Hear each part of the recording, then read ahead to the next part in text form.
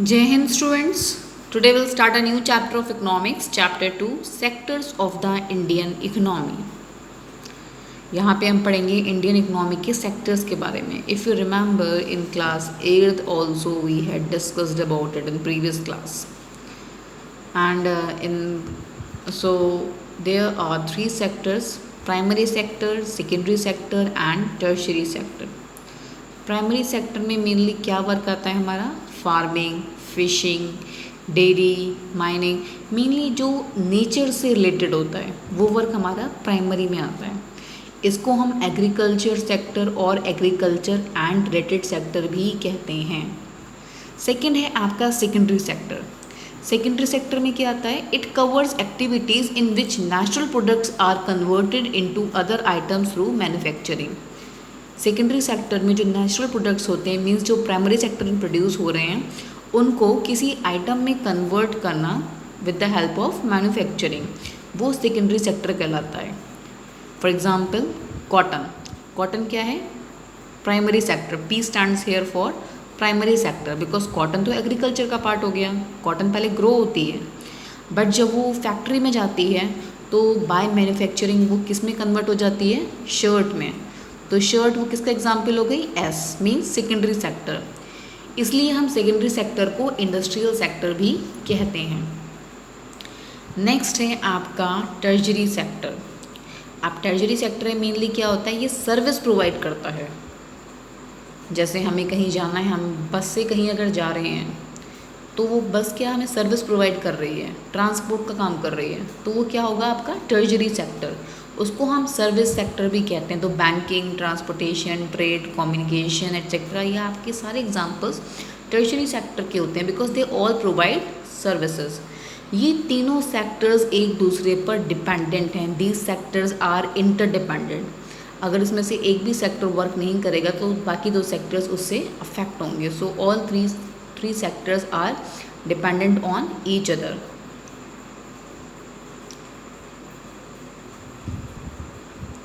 Now we will discuss about the GDP, जिसकी full form क्या होती है? Gross domestic product. The definition of gross domestic product is it is the value of all final goods and services produced with in a country during a particular year. Means किसी country में एक साल के अंदर जितने भी goods और services produce होते हैं उनकी जो वैल्यू होती है वो आपकी जीडीपी में काउंट होती है.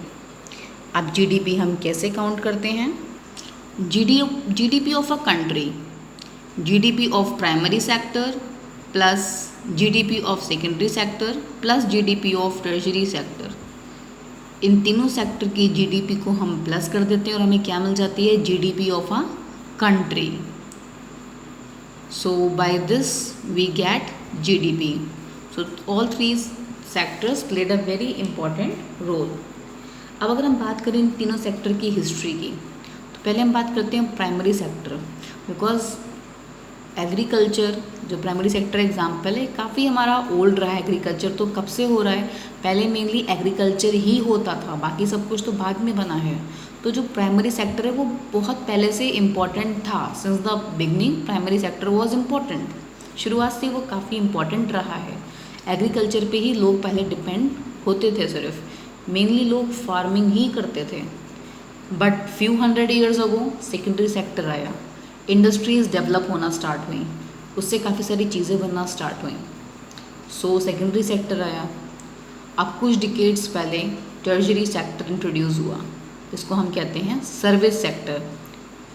सो ये तीनों सेक्टर अपने आप में एक दूसरे से रिलेटेड हैं और तीनों सेक्टर्स की अपनी इम्पॉर्टेंस है. अब जितना हमारा सर्विस सेक्टर मीन्स टर्जरी सेक्टर जितना भी हमारी कंट्रीज़ में है सब डेवलप्ड हैं, जिनमें ये सारे सेक्टर्स मेनली हमारे हैं. तो जिन तीनों सेक्टर से अच्छे से अगर हमें इनकम हो रही है, so we get a good GDP of a country. GDP of a country से हमें क्या पता चलता है? Economy of a country. So that's why GDP played a very important role in a economy of a country. So in this chapter we had discussed about primary sector, secondary sector, tertiary sector and GDP means gross domestic product. So this is about today's lecture. So prepare the notes in your fair notebook and send it to me by 6 p.m. Till that time, take care. Thank you.